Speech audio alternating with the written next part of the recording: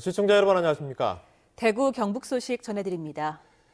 행정기관이 수백 수천억 원을 들여 한 사업이 터무니없는 결과를 빚은 경우 최근 몇 차례 전해드렸습니다.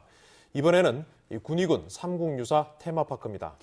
1,000억 원 넘게 들여서 공사는 마무리돼 가는데 문을 열기 전부터 걱정이 이만저만이 아닙니다. 한태연 기자가 보도합니다.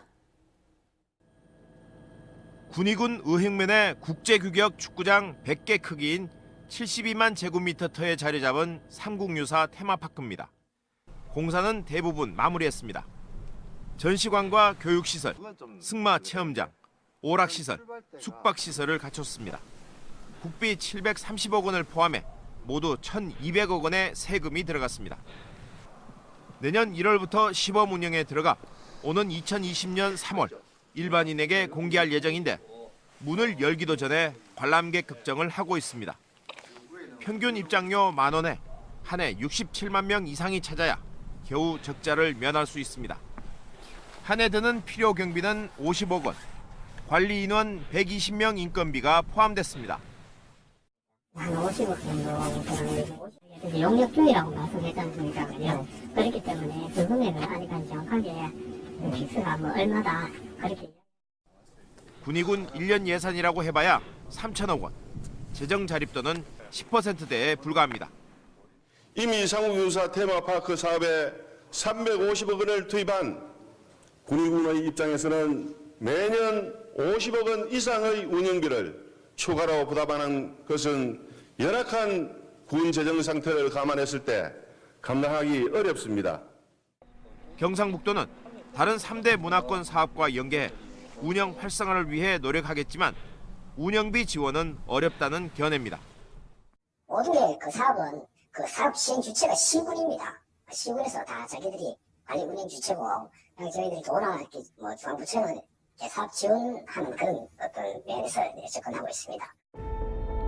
인구 2만 3천여 명이 사는 농촌에 한 해 예산 3분의 1을 테마파크 사업에 써놓고 운영비를 걱정하는 군위군. 문을 열기도 전에 적자 운영으로 군위군 살림살이에 부담을 주진 않을지 지역민들은 걱정하고 있습니다. MBC 뉴스 한태연입니다. 대구와 경북에 종일 내리던 눈이 대부분 그치면서 대설주의보도 모두 해제됐습니다. 지금까지 적설량은 예천 8.2cm를 비롯해 안동 7.8, 상주 6.8, 문경 7, 구미 2.5cm 등입니다.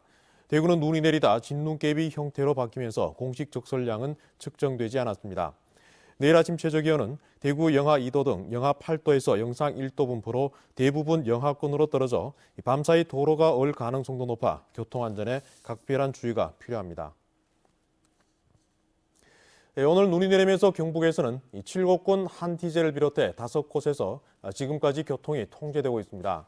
오늘 오후 1시부터 7곳군 동명면 한티제 부근 79번 지방도 3km 구간을 비롯해 청도군에서 대구 달성군을 잇는 헐티제 부근 902번 지방도 1km 구간 등 도로 5곳이 지금까지 통제되고 있습니다. 한편 오늘 오후 2시 40분쯤 군위군 소보면 영천 방향 상주 영천 고속도로에서 눈길을 달리던 차 여러 대가 추돌해 2명이 다쳤습니다. 국회의원 세비 인상을 두고 셀프 인상이라며 논란이 큽니다. 국회뿐 아니라 지방의원도 예외는 아닙니다. 돈은 더 받고 싶은데 감시는 받기가 싫고 소리 소문 없이 올리고 싶어서 꼼수를 썼습니다. 어떤 꼼수인지 양관희 기자가 따져봤습니다. 내년에는 우리 세금이 지방의원 급여로 조금 더 쓰입니다. 시민 의견은 묻지 않았습니다. 대구시의회는 내년 시의원 연간 월정 수당을 올해보다 1.29% 많은 52만 원 올렸습니다. 여기에다 의정 활동비를 더하면 대구시 의원은 내년에 총 5,811만 원을 받습니다. 60명 의원이 있는 경북도 의회도 의정비를 올렸습니다. 경북도 의회는 월정 수당률을 2.6% 올렸습니다. 기초의회도 의정비 심의위원회를 열어 의정비를 인상했습니다. 수성구의회는 경북도 의회처럼 월정 수당을 2.6% 올렸고 남구와 중구도 각각 2.5%와 2.3% 올렸습니다. 달서구는 내년 월정 수당을 동결했지만 2020년부터 지방공무원 보수 인상률에 맞춰 올리기로 했습니다. 무슨 공통점 발견하셨습니까? 광역 기초의회 모두 인상률이 2.6%를 넘지 않습니다. 여기에 비밀이 숨어 있습니다. 의정비는 올리고 싶고 그렇지만 주민들 감시는 또 피하고 싶은 겁니다. 지방자치법 시행령은 의정비 가운데 하나인 월정 수당률을 정할 때 주민 의견을 수렴해야 한다고 정했습니다. 주민 의견은 공청회나 여론조사 방식으로 모아야 합니다. 그런데 단서가 있습니다. 지방공무원 보수 인상률 범위 안에서 월정 수당을 인상하면 주민 의견 수렴 절차를 건너뛸 수 있습니다. 올해 지방공무원 보수 인상률이 2.6%이다 보니 광역이건 기초의회건 모두 이 수치 이하로 월정 수당을 올려 주민 감시를 피했습니다. 조광현 사무처장 이야기 한번 들어보시죠. 주민 의견 수렴을 생략하라가 아니고 생략할 수 있다라고 그렇게 되어 있습니다. 최초로 기준도 만들고 금액도 설정하고 더 나아가서 4년간의 어떤 그런 이 의정비를 결정하는 거기 때문에 무엇보다도 이 주민들의 의견들을 수렴하는 것들이 중요하다고 생각하는데 의정비 심의위원회에서 주민들의 권리를 박탈했다 이렇게 생각합니다. 올해 바뀐 시행령에 맞춰 외부 사람으로 구성된 심의위원회가 의정활동 실적 등을 고려해 의원들 월정 수당을 정했다지만 제 역할을 못했다는 비판이 나옵니다. MBC 뉴스 양관입니다. 대구의 대기 중에 1급 발암물질이 떠다닌다는 연구 결과가 나왔습니다. 장시간 노출했을 때 건강에 해로울 수 있지만 규제할 기준이 없다고 합니다. 보도에 박재형 기자입니다. 대구의 대기에서 1급 발암물질이 검출됐습니다. 영남대 산학협력단이 수성구 만천동, 남구 대명동, 북구 노원동 세 곳의 대기 시료를 채취한 결과입니다. 국제암연구소가 지정한 1, 2군 발암물질인 벤젠과 에텔벤젠, 크실렌능과 포르말데이드, 톨루엔 등이 채취된 시료 160여 개 모두에서 나왔습니다. 국제암연구소 지정 1군 발암물질인 벤조피렌도 83개 시료 모두 검출됐습니다. 독성이 강한 육과 크롬은 다른 지역보다 최대 11배나 높게 측정됐습니다. 유해 대기 오염 물질을 배출하는 산단이 서쪽과 북쪽에 주로 위치를 하고 있고 대구의 주 풍향대가 북서풍이기 때문에 이 바람을 타고 대구 전역으로 유해 오염 물질들이 수송되고 있기 때문이라고 생각합니다. 문제는 농도가 낮더라도 장시간 노출되면 건강에 어떤 영향을 미칠지 장담할 수 없다는 겁니다. 일부 발암 물질은 노출을 규제할 기준조차 마련돼 있지 않습니다. 특히 공단 주변 지역에 사는 주민들도 상당량의 발암 물질에 노출돼 있는 것으로 드러났습니다. 요즘 미세먼지 때문에 걱정이 많이 되는데 대구 공단뿐만 아니라 발암 물질이 대구 주거 지역에서도 검출이 되었다고 하니까 많이 걱정스럽습니다. 대구는 많은 영세 소규모 업체가 쏟아내는 오염 물질이 가장 큰 문제로 지적됐습니다. 이 때문에 밀폐형 아파트형 공장을 건설해 오염 물질을 한 곳에서 처리하고 일부 유해 물질의 대기 환경 기준을 마련해야 한다는 지적입니다. 대구시는 학계에서 꾸준히 제기되어 온 이 문제를 오래전부터 알고도 팔짱만 끼고 있습니다. MBC 뉴스 박재영입니다. 경상북도 의회 예결위 예산심사에서 집행부가 도의원들에게 인사를 제대로 안 해 예산이 삭감됐다는 발언이 나왔습니다. 도청 간부의 이런 말 한마디에 예산심사가 중단되는 소동이 빚어졌습니다. 정동원 기자입니다. 문제의 발언은 전날 도의회 예결위 예산심사 과정에서 나왔습니다. 경상북도 내년 예산 가운데 교육비 특별회계 전출금 509억 원이 해당 상임위에서 전액 삭감돼 예결위에 올라온 이유를 묻는 질문에 이경기 경상북도 교육정책관은 이렇게 말했습니다. 제가 듣기로는 교육청에서 행복위에 내방을 좀 등하시 않은 것 같습니다. 그래서 예산 심사를 하는 도의원들과 받는 도청 공무원 모두 알고 있는 정답은 제가 노력이 부족해서입니다. 그러나 이 교육정책관 대답은 예산이 도의회 통과되려면 도의원들에게 인사를 해야 한다는 뜻으로 해석됩니다.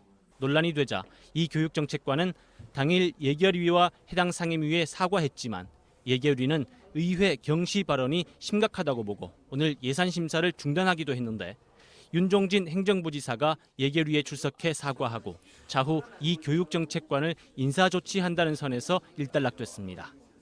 집행부가 도의원들에게 인사와 설명을 제대로 안 해 삭감됐는지, 해당 상임위 도의원들이 면밀한 검토를 거쳐 삭감했는지, 모레 13일 있을 예결위 개수조정에서 이 509억 원의 부활 여부를 통해 가늠해 볼 수 있습니다. MBC 뉴스 정동원입니다. 올해 애산 인권상 수상자로 사단법인 대구 여성의 전화가 선정됐습니다.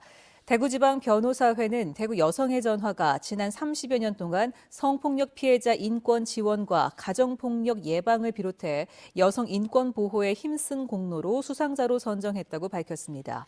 제1회 애산인권상은 일본군 위안부 피해자 이용수 할머니가, 2회는 대구 이주민 선교센터 박순종 목사가 각각 받았습니다. 러시아의 한 교수가 일본이 노리는 것은 독도를 분쟁화해서 협상을 시작하려는 것이라고 경고했습니다. 러시아 하바롭스크 태평양 국립대 알렉산더 이바노프 교수는 오늘 서울 글로벌센터에서 열린 독도 국제포럼에 참석해 일본 정부는 독도 영유권에 있어서 역사적, 법적 증거가 존재하지 않는다는 사실을 잘 알고 있으며 일본이 목표로 삼고 있는 것은 독도 분쟁에 대한 협상 시작 자체라고 주장했습니다. 경상북도는 일본과 중국의 영토 정책과 러시아와 일본 간 쿠릴 열도 영토 분쟁을 면밀히 분석해 영토 주권 논리를 개발하겠다고 밝혔습니다. 대구지법 제5형사단독 이창열 부장판사는 어린이를 학대한 혐의로 기소된 어린이집 교사 27살 A씨에게 벌금 400만 원을 선고했습니다. A씨는 지난 5월 초 이유 없이 4살 B양의 팔을 잡아당겨 넘어지게 하거나 바닥에 주저앉게 하는 등 4차례 학대한 혐의로 재판에 넘겨졌습니다. 재판부는 피해 아동과 부모가 정신적 충격을 받은 것으로 보이지만 교사가 일부러 학대했다거나 심하게 학대했다고 보기 어려운 점을 고려했다고 밝혔습니다. 안동경찰서는 보이스피싱 사기 피해자의 돈을 총책에게 전달한 혐의로 57살 A씨를 구속했습니다. 경찰에 따르면 A씨는 지난 7일 보이스피싱에 속은 40대 B씨가 입금한 1,000만 원을 총책에게 전달하는 등 지난 2달 동안 10여 차례에 걸쳐 보이스피싱 사기에 공조한 혐의를 받고 있습니다. 경찰 조사 결과 A씨가 속한 보이스피싱 조직은 대출금 일부를 상환하면 저금리 대출로 바꿔주겠다며 피해자들을 속인 것으로 드러났습니다. 경상북도와 한국수자원공사가 업무 협약을 체결하고 물 문제 전반에 대해서 협력하기로 했습니다.